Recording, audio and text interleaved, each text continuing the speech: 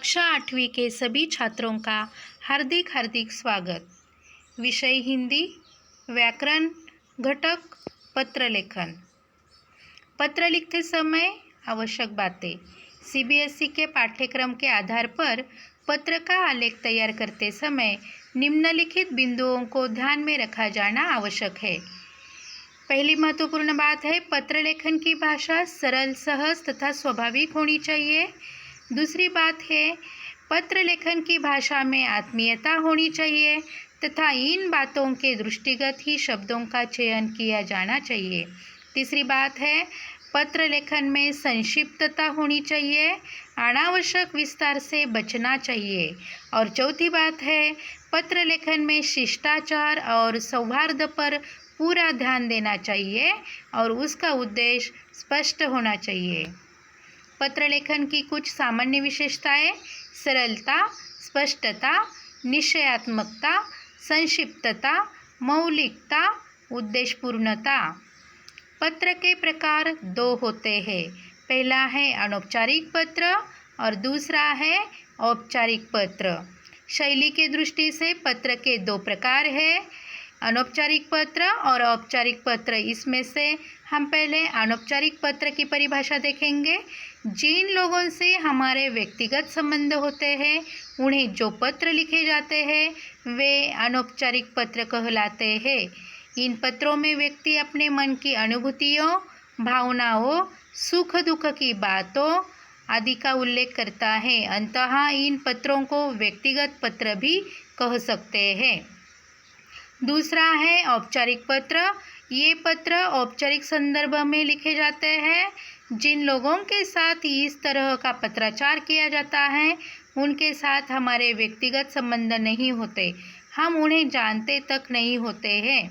इन पत्रों में तथ्यों और सूचनाओं को अधिक महत्व दिया जाता है। अनौपचारिक पत्र। अनौपचारिक पत्र के अंग: पत्र लेखक का पता। पहले है पत्र लेखक का पता। इसमें पत्र लेखक को अपना पता पत्र के सबसे ऊपर बाह्य ओर लिखना आवश्यक है।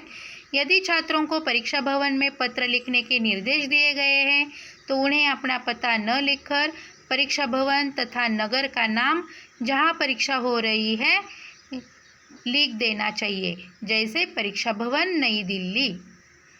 दूसरी आवश्यक बात है दिनांक। पता लिखने के बाद दिनांक लिखनी आवश्यक है, जैसे परीक्षा भवन नई दिल्ली, दिनांक 15 अप्रैल 2020। तीसरी महत्वपूर्ण बात है संबोधन। अनौपचारिक पत्रों में संबोधन का विशेष महत्व होता है, क्योंकि इनके माध्यम से पत्र लेखक पाठक के प्रति अपनी भावनाओं को व्यक्त करता है। संबोधन के कुछ नमूने इस प्रकार हैं: पूज्य पिताजी, माताजी, गुरुजी आदि। आदरणीय चाचा जी, मामा जी, भाई साहब, दीदी, भाभी जी आदि। श्रद्धेय चाचा जी, गुरुवर आदि। प्रिय भाई, मित्र आदि।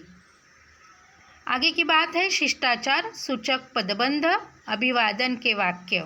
शिष्टाचार के कुछ पदबंध इस प्रकार है: चरण स्पर्श, प्रणाम, नमस्कार, वंदे, सस्नेह, सप्रेम नमस्ते, प्रसन्न रहो, चिरंजीवी रहो आदि।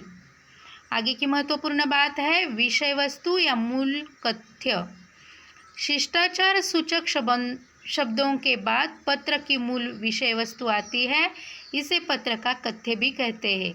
इसके अंतर्गत लेखक वे सभी बातें, विचार आदि व्यक्त करता है जिन्हें वो पाठक तक संप्रेषित करना चाहता है। इसी के अंतर्गत लेखक की अभिव्यक्ति क्षमता, भाषा, कथ्य को प्रस्तुत करने का तरीका आदि का पता चलता है। इसके बाद महत्वपूर्ण बात है समापन, निर्देश या स्वनिर्देश। कथ्य की समाप्ति के बाद पत्र के अंत में स्वनिर्देश के अंतर्गत पत्र लेखक तथा पाठक के मध्य के संबंधों के आधार पर संबंध सूचक शब्दों का प्रयोग किया जाता है, जैसे आपका, आपका ही, तुम्हारा, अपना, स्नेहाकांक्षी आदि। आगे की बात है पत्र लेखक का नाम। स्वनिर्देश के नीचे पत्र लेखक को अपना नाम लिखना चाहिए। परीक्षा भवन में पत्र लिखते समय नाम के स्थान पर क, ख, ग, अ, ब, स आदि लिख सकते हैं। अनौपचारिक पत्र का प्रारूप यरल नगर F24 गुवाहाटी। इसी प्रकार अनौपचारिक पत्र में पहले पता लिखा जाता है, इसके बाद दिनांक 15 मई 2020। उसके बाद आता है संबोधन। यहाँ लिखा है आदरणीय चाचा जी। शिष्टाचार में लिखा है सादर प्रणाम। और विषय वस्तु के बारे में लिखा है कल आपका पत्र मिला, समाचार प्राप्त हुआ, अब आपका स्वास्थ्य पहले से बेहतर है, यह जानकर प्रसन्नता हुई। ये है मूल कथ्य। और नीचे है समापन। इसमें आदरणीय चाचा जी को प्रणाम तथा संजू को स्नेह, आपका प्यारा भतीजा। और बाद में पत्र लेखक ने अपना नाम लिखा है, मतलब स्वनिर्देश लिखा है क ख ग।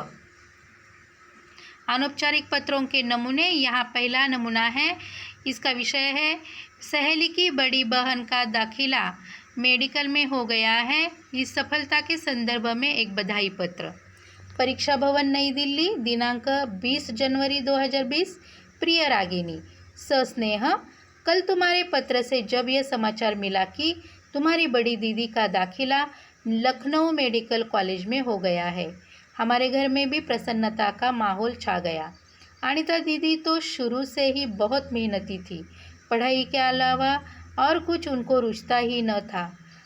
उनकी मेहनत रंग लाई और उनका भविष्य सुरक्षित हो गया। मेरी ओर से तथा मेरे परिवार के सभी सदस्यों की ओर से अनीता दीदी को बहुत बहुत बधाइयाँ।